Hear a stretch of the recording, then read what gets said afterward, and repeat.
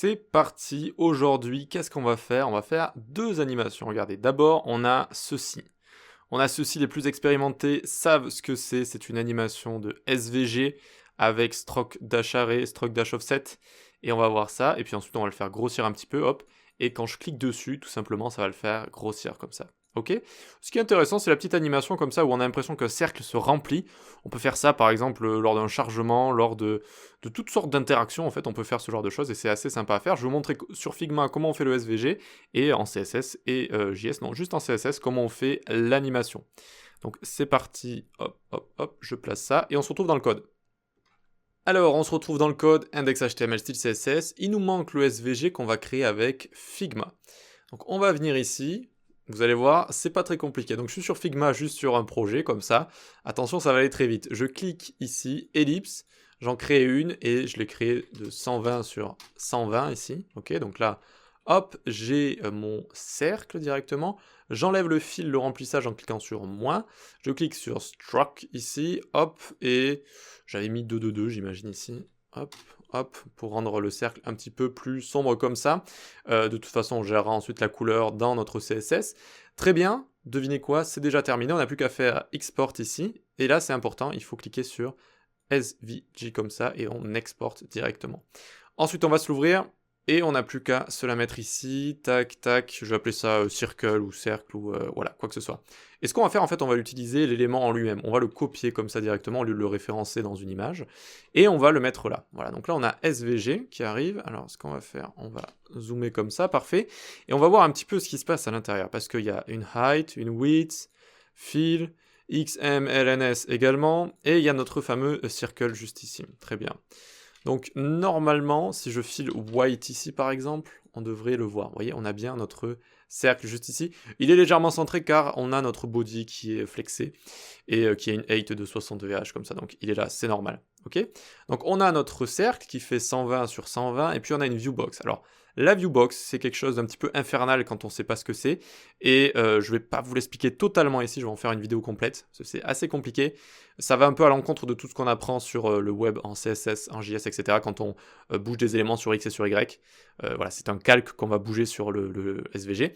Mais je vais quand même vous en parler un tout petit peu après. Donc voilà à quoi ça sert. En fait, le viewbox, c'est vous avez l'élément de base qui fait 120 sur 120 et vous allez pouvoir zoomer ou dézoomer, ou encore bouger une sorte de calque dessus pour changer votre vision sur le SVG. Voilà.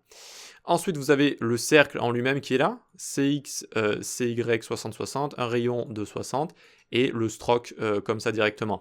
Si j'avais mis white ici et fill none là, on aurait eu le stroke, c'est-à-dire le coup de crayon, comme j'aime bien dire, le coup de crayon qui a servi à dessiner comme ça le cercle. Voilà.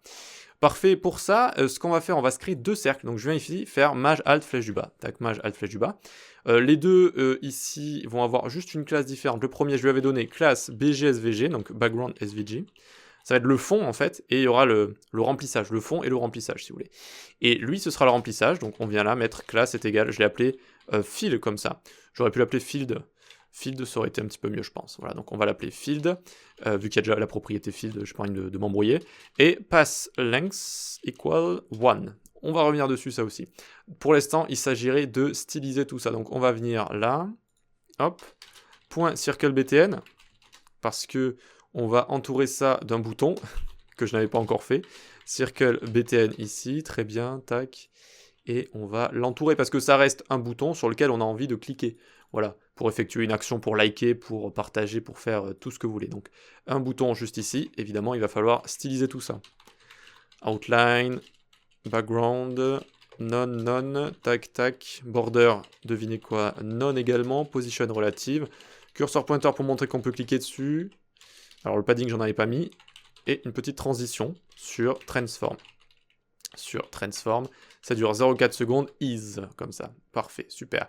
Donc on a toujours notre cercle ici, derrière il y a un bouton mais on ne le voit pas, mais on peut toujours cliquer sur le bouton.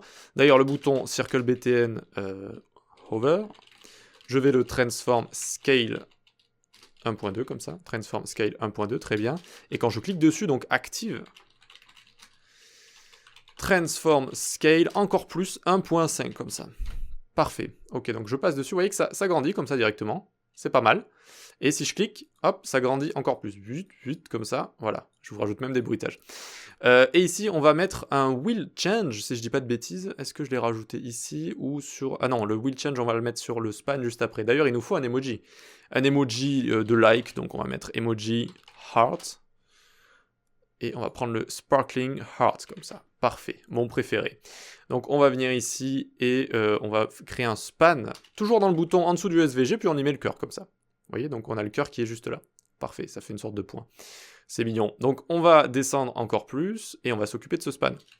Point circle BTN span, on lui met quoi à votre avis? Position absolute, top 45%, top 45%, left 50%.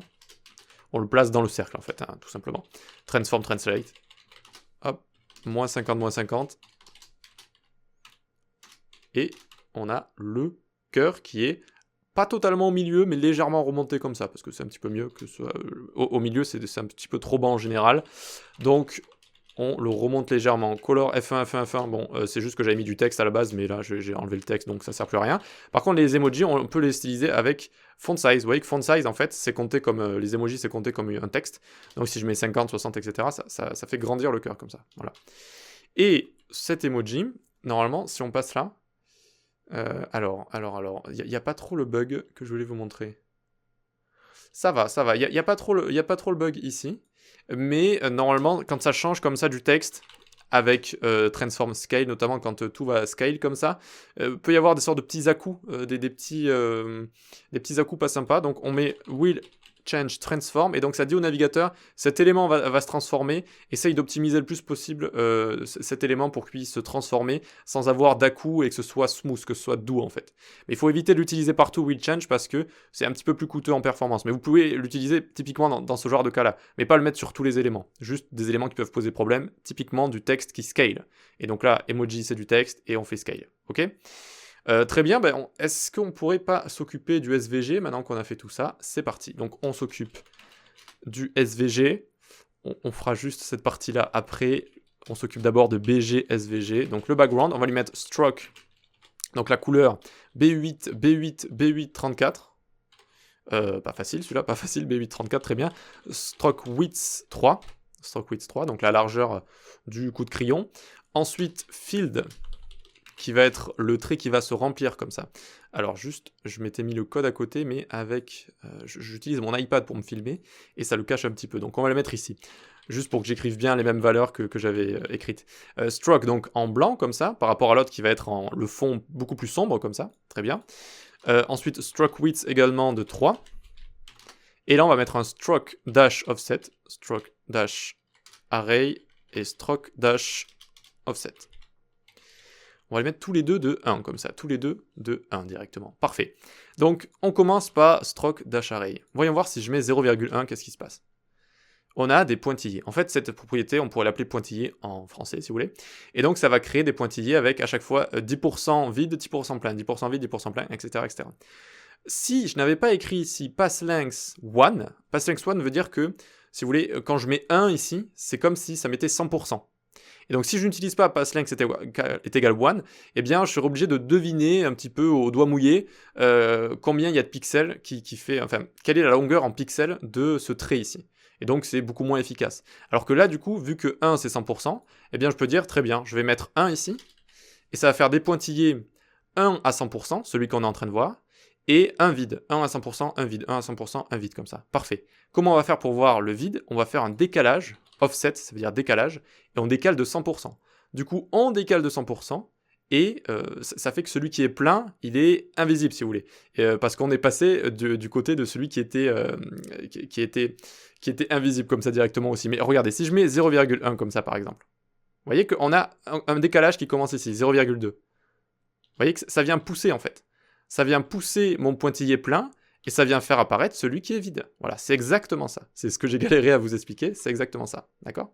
Voilà, donc si on met 1, eh bien on va voir le pointillé vide. Et le pointillé qui est plein, il va être, si vous voulez, il n'est pas forcément derrière, mais il est dans le rond aussi, mais il n'est pas visible. On voit juste ici le pointillé qui n'est pas visible. Ok, on reste sur ça et vous allez comprendre juste après. Transition sur stroke dash offset. 0,4 secondes, easy out.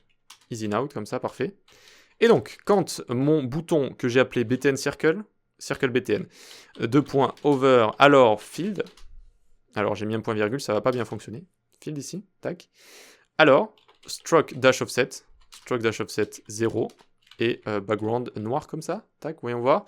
Pourquoi j'avais mis un background noir ici? Je crois que c'était pour des tests que j'avais fait précédemment. Donc vu qu'on a mis une transition depuis tout à l'heure, vous voyez, à chaque fois que je suis en train de coder normalement, vous voyez que ça fait une animation comme ça. Donc c'est exactement l'animation qu'on a envie de faire. Quand je vais survoler, vous voyez, en fait je bouge le décalage et je revois le pointillé qui est plein. Je revois le pointillé qui est plein comme ça. Je pousse le pointillé qui est vide et je revois le pointillé qui est plein. Donc on a l'impression que ça dessine comme ça mon élément et donc ça dessine mon cercle. C'est bien, mais moi j'aimerais bien avoir le commencement qui arrive ici là, parfaitement au-dessus. Donc c'est pour ça que j'avais créé SVG là, pour lui faire un transform, rotate de moins 90 degrés comme ça. Très bien. Et donc, normalement, hop, on a bien, vous voyez que vu que je l'ai fait tourner en fait, tout simplement, on a le commencement qui est bien en haut comme ça. C'est bien, c'est parfait, on a notre animation, vous voyez que je clique comme ça, hop, ça fonctionne. Mais si on est vraiment attentif, et là, il y a notre côté perfectionniste qui arrive, qu'est-ce qui se passe là? Pourquoi c'est pas... C'est un peu croppé en fait, c'est un peu croppé sur les côtés, ça a été coupé un petit peu. Et moi, j'aime pas du tout ça. J'aime pas du tout quand c'est pas bien comme il faut. Et c'est parce qu'en fait, si on fait clic droit inspecter, regardez, hop, hop, on va sur notre SVG. Notre SVG, en fait, notre cercle arrive pile poil sur les côtés du SVG et ça le coupe un peu. Donc il va falloir dézoomer dans notre SVG et ça, on le fait avec la Viewbox. Alors, je vais essayer de faire simple, mais je ferai une vidéo complètement dessus. Donc on va dézoomer déjà. Hop, hop, hop. Donc la Viewbox, elle est ici. C'est une sorte de calque qu'il y a sur notre SVG, qu'on va pouvoir bouger à haut ou à gauche, partout où on veut, et qu'on va pouvoir zoomer également. Donc la première ici, c'est X, ensuite c'est Y, ensuite c'est length, et ensuite c'est hauteur. Donc largeur et hauteur, si je dis pas de bêtises. Ou min length et max length. Donc je fais moins 10 sur X, moins 10 sur Y. Et là, vous dites, mais qu'est-ce qui se passe? Qu'est-ce qui se passe? Pourquoi ça part de ce côté comme ça? Et ensuite, je mets 140 de largeur, 140 de hauteur. Et ça fonctionne. Ça fonctionne, c'est un petit peu bizarre. Donc pour commencer, on va enlever le rotate parce que ça fait en plus, ça fait tourner le plan en fait, ce qui devient encore plus compliqué à comprendre. Donc on va commencer par moins 10 et moins 10 si vous voulez. Hop, moins 10 et moins 10. On fait bouger notre calque à moins 10, moins 10. Donc comme ça en fait. Et vous voyez que on a bougé notre calque. Donc ce qu'il y a ici, notre SVG dessous, pas le cœur c'est pas un SVG. Eh bien c'est comme si on avait bougé un calque et, ou une fenêtre si vous voulez. Et donc on le voit par rapport à moins 10, moins 10. Et donc une fois que j'ai ça, je peux agrandir mon calque de plus 20 en hauteur et en largeur. Et donc vu que j'ai fait moins 10, pour bien centrer le tout, il fallait que je rajoute 10 et 10 sur les côtés et en haut et en bas. Et donc du coup, c'est ce que j'ai fait en rajoutant 20 et 20. Et c'est parfaitement centré. Et maintenant, ça laisse un peu plus d'espace pour respirer à mon SVG. Si on zoome, regardez. Alors, oups. Tac, si on zoome, on voit bien qu'il y a un peu plus d'espace sur les côtés là, vous voyez, pour respirer. Donc ça va plus le cropper, ça va plus le couper. Voilà, donc c'est parfait ça. Allez, je vous réexpliquerai en détail ce que c'est que Viewbox, on fera un petit exercice dessus. Pour l'instant, je voulais juste vous montrer cette animation. Donc on peut remettre le transform et c'est terminé, c'est bon, hop, c'est terminé. Voilà, ça peut être une interaction sympa quand on fait quelque chose, quand on est en train de réaliser un quiz, quand on est en train de charger un élément, quand on veut liker, hein, tout simplement, quand on veut liker avec des cœurs comme ça. Et du coup, ça m'avait donné l'idée de cliquer comme ça et de faire popper plein de cœurs. Ça aussi, je le ferai dans une autre vidéo du coup. Ok, parfait, j'espère que ça vous a plu. Likez, partagez, abonnez-vous. Venez sur le Discord si vous êtes encore là au moment de la vidéo, bravo. Vous faites partie des 20 ou 30% qui restent jusqu'à la fin. Et puis voilà, venez sur le Discord, on fait plein de défis liés au développement, notamment front, mais aussi tout ce qui est exercice JavaScript, etc. Bon, ça reste du front, donc plein de défis et compagnie, donc vous pouvez venir vous entraîner, on fait ça avec CodePen, on a juste à partager du code comme ça. Là, le défi de la semaine, c'est création de menus, si je dis pas de bêtises, et puis voilà. Allez, likez, partagez, à la prochaine, ciao.